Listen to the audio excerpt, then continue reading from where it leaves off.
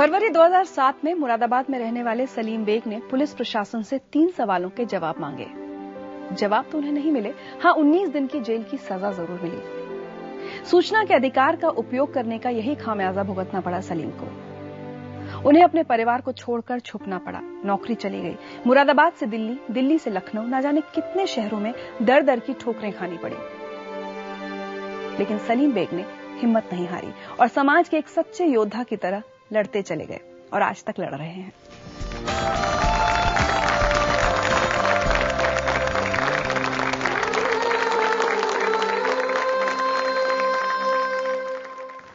सलीम भाई, क्या सवाल थे आपके पुलिस प्रशासन से?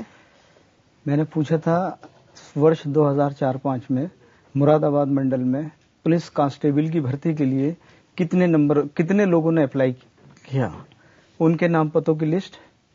नंबर 2, कितने लोगों का चयन हुआ, उनके नाम पतों की लिस्ट। और नंबर 3, उसका अनुपात आरक्षण क्या था। क्यों किया ऐसा? मतलब अचानक आपको लगा कि आरटीआई का इस्तेमाल करना चाहिए? एक्चुअली क्या थी कि एक आम चर्चा थी लोगों में कि जिसके पास 2.5 लाख रुपए होंगे उसकी पुलिस में भर्ती होगी, चाहे वो मानक पूरे करता हो या ना पूरे करता हो। ये हम मुरादाबाद की जनता में आम चर्चा सुन रहे थे। इसकी सच्चाई को तह तक जाने के लिए मैंने ये आरटीआई फाइल किया एसएसपी मुरादाबाद के लिए।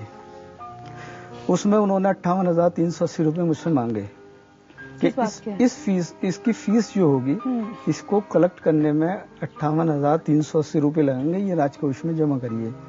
मैंने उसकी डिटेल जान ली, इसमें वो फंस गए। रिपोर्ट उनकी विरोधाभासी थी। मैंने इसको राज्य सूचना आयोग उत्तर प्रदेश में चैलेंज किया। 9/7/2007 को 25,000 रुपए का जुर्माना लगाया। जुर्माना की खबर जी, ये खबर सारे मीडिया में छपी। उन्होंने मेरे ऊपर इम्प्रॉपर प्रेशर दिया कि मैं इस केस को वापस ले लूं, क्योंकि मैं जिस जिले में रहता हूं वो उसके एसपी देहात हैं। मैंने केस वापस नहीं लिया। तब मैंने आयोग को ये सारी बात बताई।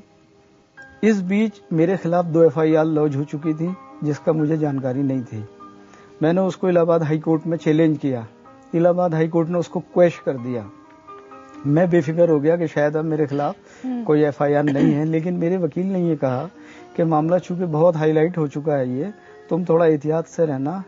मैं घर से गायब हो गया। इत्तेफाक से 3 महीने के बाद मैं छुपता छुपाता रात को देर रात घर आया। अपने मुखबिरी बहुत जबरदस्त थी, पुलिस को पता लग गया, मुझे बुलाया गया, मैं गया। बहरहाल मुझे रात को फिर हवालात में डाल दिया गया। और कितने दिन आपको वहाँ पर रखा है? मैं 19 दिन जेल में रहा। डर नहीं लगता सलीम भाई? एक शेर सुन लीजिए बस।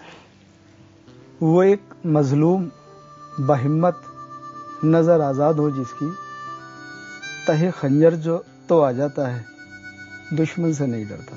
वाह। मुझे बिल्कुल नहीं डर लगता, और डर क्या चीज होती है ये मैं बिल्कुल नहीं जानता। एक मैसेज आपको सुनवाते थे।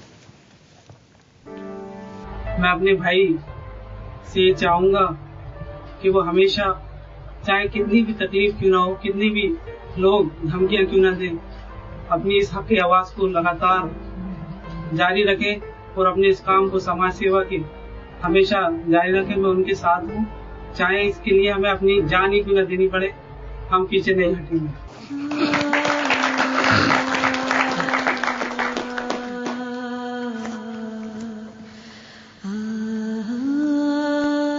परिवार की फिक्र होती है।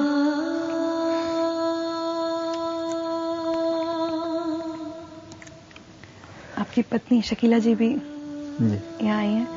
शकीला जी, सलीम भाई पर तो इतने जुल्म हो रहे थे, इतना ही लड़ते हैं, कभी आपने नहीं कहा ये सब क्यों कर रहे हो, परिवार देखो, हम लोगों को डर लगता है? कभी आपने रोका नहीं? नहीं, इस काम के लिए हमने कभी भी नहीं रोका। जितना हो सकता है सपोर्ट ही किया, क्योंकि कोई ना कोई को तो सामने आना पड़ेगा इस अन्याय के खिलाफ लड़ने के लिए। अगर हम रोक देंगे तो फिर हम उम्मीद ये कैसे कर सकते हैं कि हमारी आने वाली नस्ल को एक साफ सुथरा माहौल मिले और जो हम लोग अन्याय झेल रहे हैं वो हमारे बच्चे ना झेलें। तो बहुत ज्यादा तकलीफ झेलना पड़ता है। और फिर उसके बाद पैसे की भी कमी होती है कि इतना पैसा हम वकील को चाहे आने जाने में रुकने में कहाँ खर्च करें, तो उसके जेवर बेचना पड़ा हमें। बच्चों की पढ़ाई भी रुकी, लेकिन उसका अफसोस नहीं है। उसका अफसोस इसलिए नहीं है कि अन्याय की लड़ाई लड़ रहे हैं तो एक न एक दिन इंसाफ तो जरूर ही मिलेगा।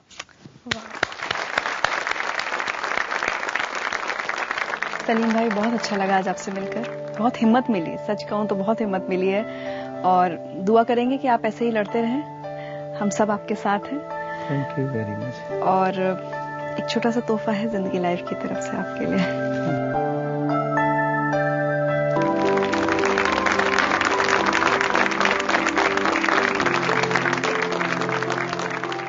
सलीम भाई ने तो करीब 5000 से ज्यादा आरटीआई डाली हैं। जरूरी नहीं कि आप भी इतनी ही आरटीआई डालें, आपके द्वारा डाली गई एक भी आरटीआई काफी कुछ बदल सकती है।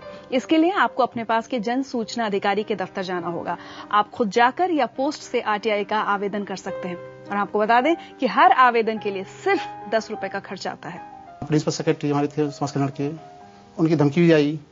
उन्होंने साफ साफ कहा इस चीज को कि ईमानदारी छोड़ दो, वरना तुम्हें मार के गन्ने खेत में डाल दिया जाएगा, 1 साल बाद लाश नहीं कंकाल मिलेगा।